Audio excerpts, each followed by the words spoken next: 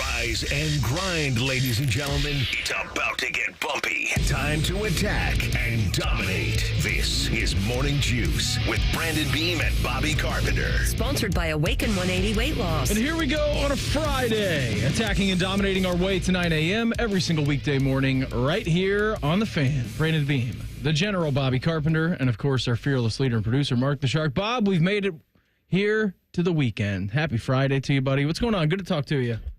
Well, it's great to talk to you, Beam. I mean, it's kind of a juiceless Friday with everything that happened. Thursday stunk. You know, all the stuff that went on, that was disappointing after starting off with a pile of disappointment.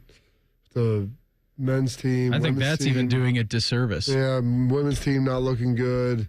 Then I go to the Four Nations for a little reprieve, slow start, pick it up, get the lead, tie, equalizer. It's like, okay. Here we go to overtime. And I stayed up and watched the entirety of that thing, just wanting to go to bed and wake up and they had won. And then I watched a barrage of goals to start, or shots by the USA, great attempts to start OT. Matthews had a great look. Yeah. I mean, he's one of the best players in the world. Yeah. And, you know, what are you going to do?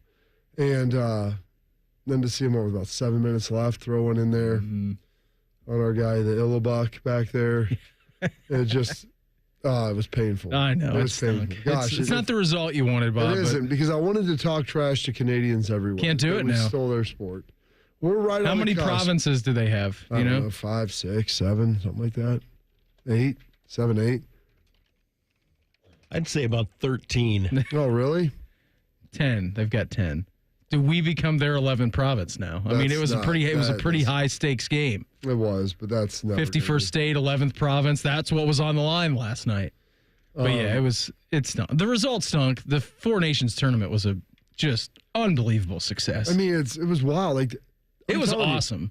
The quality of hockey that was on the ice last night was remarkable. Remarkable. Yeah. Like, the speed of which those guys skate. The skill was amazing. Physical, all of it. Like that, I wish that all All-Star games looked like that. But when you put a flag on your chest, it just means more. Oh, yeah. That's the reality of it. I mean, those dudes were playing balls to the wall. Oh, my gosh, game. Matthews, right I know, there. Matthews had the So chance. close. The golden chance. Couldn't get it done. We got a great show lined up for you here. chance. Chanting USA during... Hey, good job, America. Didn't boo the Canadian national anthem. Chanting USA Didn't do during it. Murmuring, a smattering of boos during the anthem. But, it was locked in on that last night.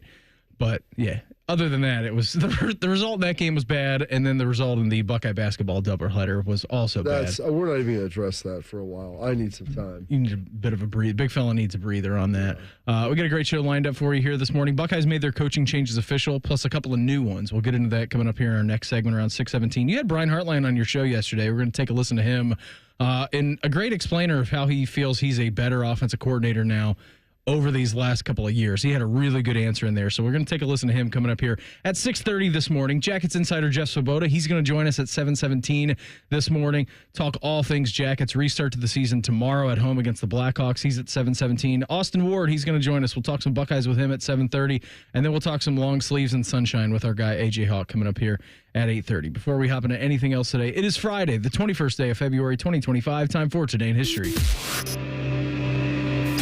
Time to get smarter. Morning Juice presents Today in History. Here's your professor, Bobby Carpenter. Sponsored by Dr. Mark Levy. If you're snoring and not sleeping, call Dr. Mark Levy at 1-800-MORE-SLEEP. All right, Robert, Friday. We got lined up for us today, buddy.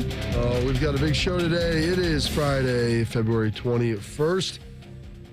Beamer, if my math looks correct, and I believe... Why am I all the way back here? I was looking at some stuff in September. We have one more Friday in this month, one more full week, if you will. We'll be flipping the calendar next Saturday.